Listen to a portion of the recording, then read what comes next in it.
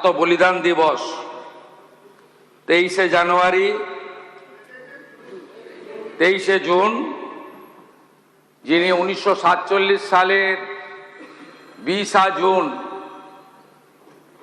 আমাদেরকে ভারত মুক্তি ঘটিয়েছিলেন, ডক্টর শ্যামাপ্রসাদ মুখার্জির আজ আত্মবলিদান দিবস।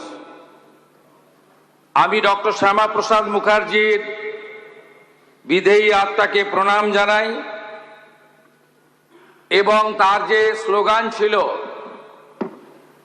এক দেশ এক প্রধান এক নিশান এক বিধান, তাকে শ্রদ্ধা রেখে যে 370 এবং 35 এর বিরুদ্ধে তার লড়াই ছিল, যা ভারতবর্ষের যশস্বী প্রধানমন্ত্রী নরেন্দ্র মোদীর নেতৃত্বে সেই কালা কানুন থেকে দেশ মুক্তি পেয়েছে, তাকে স্মরণ করে তিমির রাত্রি পোহায়ে মহাসম্পদ তোমারে লবিব সব সম্পদ খোয়ায়ে মৃত্যুরে লব অমৃত করিয়া তোমারও চরণ ছোঁয়ায়।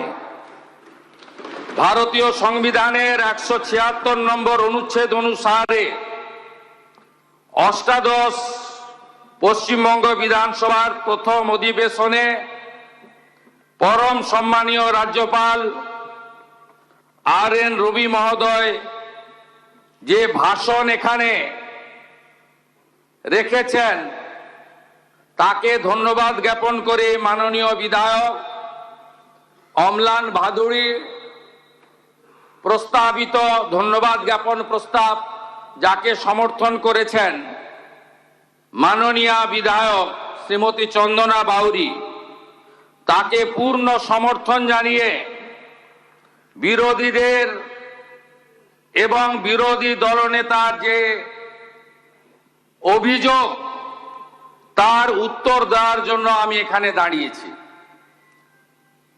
আমরা সারাদিন ব্যাপী এই আলোচনায় অংশগ্রহণ করেছি।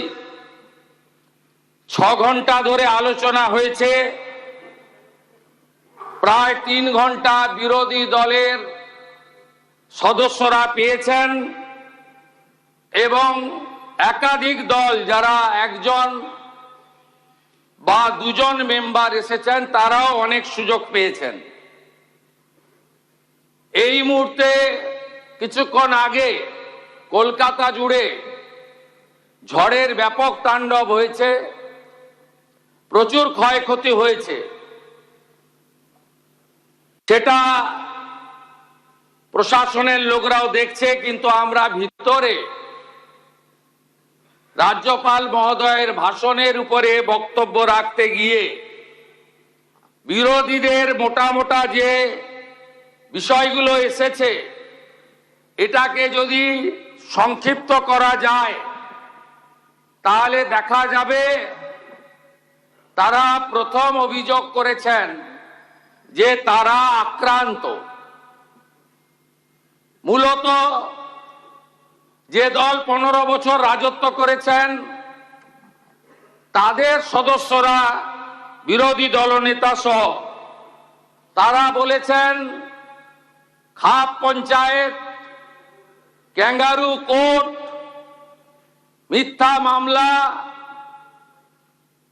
এবং রিলিফের মাল তারা এমসিসি থাকার জন্য বিতরণ করেননি, আর হেরে যাওয়ার পরে ফেরত দিতেও পারেননি। আমি মাননীয় বিরোধী দলনেতাকে একটা হিসাব দেব, সেই হিসাবটা আপনাদের, এই হিসাবটা আপনাকে নিতে হবে, 21-এর সঙ্গে একটু কম্পেয়ার করতে হবে। 21-এ কি কি করেছিলেন আপনারা, তার আগের কথায় আমি নাইবা গেলাম। 21-এ এই রাজনীতি ছিল না আখরুজ্জামান সাহেব, হার জিত আছে, আপনিও কংগ্রেসে ছিলেন, আপনি অনেক পরে এসেছেন, এবং সেটাও এসেছিলেন তখন শাসকের স্বাদ নেওয়ার জন্য।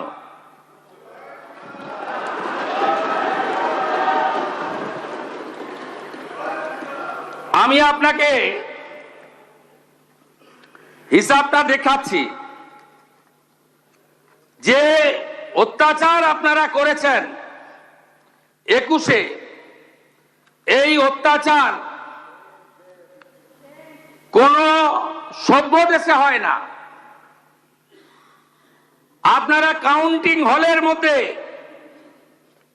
মানস সাহা, মগরাহাট পশ্চিমের বিজেপি প্রার্থী, তাকে আপনারা খুন করেছেন কাউন্টিং হলের মধ্যে। আপনারা 1 লক্ষের বেশি ভারতীয় জনতা পার্টির কর্মীদেরকে ঘরছাড়া করেছেন। আপনারা হিসাবটা শুধু দেখলে অবাক হয়ে যাবেন যে পশ্চিমবঙ্গে কি ধরনের অত্যাচার আপনারা করেছেন। এবারে মোট 21-এ এফআইআর হয়েছিল প্রায় 2000-এর কাছাকাছি থানাতে। আমি পরের এফআইআর গুলো বাদ দিলাম। 1100 এন্ট্রি করেছেন, বাকি এফআইআর এন্ট্রি করেননি।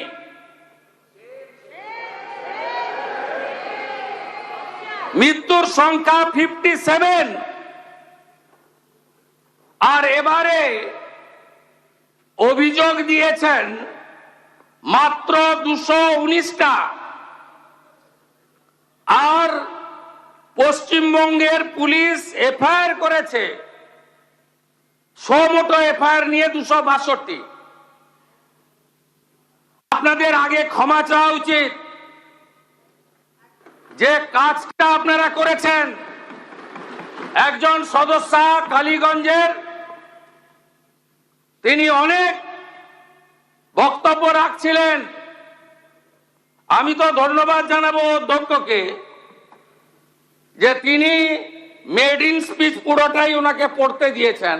আমার মনে হয়েছে মাননীয় সদস্য ওটা নিজের কথা বলেননি, কেউ একটা বানিয়ে লিখে দিয়েছেন। তা আপনার তামান্নার কথা বললেন না কেন? আপনি যেদিন উপনির্বাচনে জিতেছিলেন, আপনার বাহিনী 6 বছরের ছোট্ট শিশু তামান্নাকে খুন করেছিল। তার মা বিচার পায়নি, আমার অফিসে ওয়েট করছে। আমি ডেকেছিলাম 4টের সময়। আপনাদের কাছ থেকে এগুলো শুনতে হবে। আপনি বলছেন গণতন্ত্রের কথা, আমাদের ডাকতেন আপনারা। মুখ্যমন্ত্রী মন্ত্রী তো দূরের কথা, আপনারা ভয়ে থরথর করে কাঁপতেন। মন্ত্রীরা এই মনে হয় দেখে ফেললো। আরে আমরা তো প্রথম দিন থেকে এমএলএদের ডাকছি, কথা বলছি, আমাদের কর্মীরা রেগেও যাচ্ছে। আমরা এই প্র্যাকটিসে বিশ্বাস করি না। আমরা মনে করি সংবিধান অনুযায়ী চলতে হবে, for the people, by the people, of the people. প্রত্যেকটা অ্যাডমিনিস্ট্রেটিভ রিভিউ মিটিং এ আপনাদের ডাকা হচ্ছে, কথা হচ্ছে। গতকাল বাজেট ঘোষণায় অর্থমন্ত্রী আপনাদের এমএলএদেরও কিছু প্রস্তাবকে গুরুত্ব দিয়েছেন।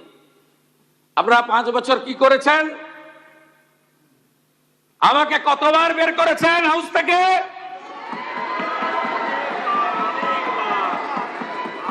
পাঁচবার বের করেছেন। 11.5 মাস বাইরে রেখেছেন। আমি ওখান থেকে দাঁড়ালেই এই বোনেরা সব সামনে এগিয়ে যেতেন, বোনেদের ঢাল তৈরি করা হতো।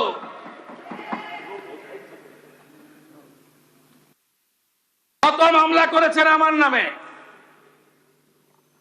বিরোধী দলনেতা এলপি ঋতব্রত ব্যানার্জি, আপনার নামে কটা মামলা হয়েছে? টোটাল মামলা হয়েছে আমার নামে 102।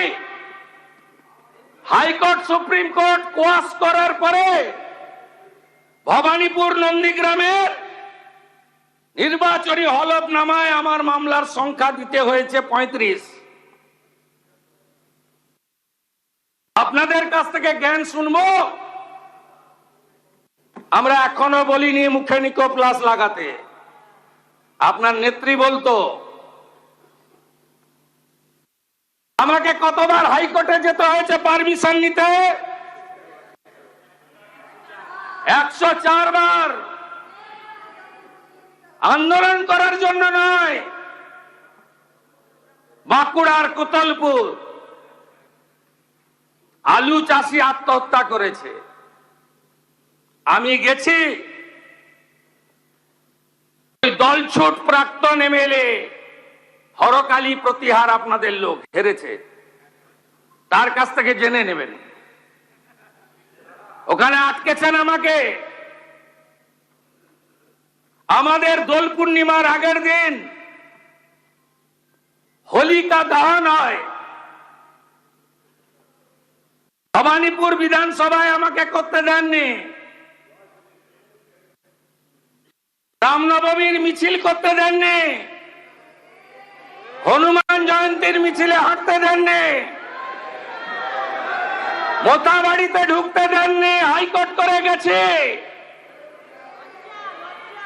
ধুলিয়ানে 10টা হিন্দু গ্রাম লুট করলেন, হরগোবিন্দ দাস চন্দন দাসকে খুন করলেন, আমাকে ঢুকতে দেননি।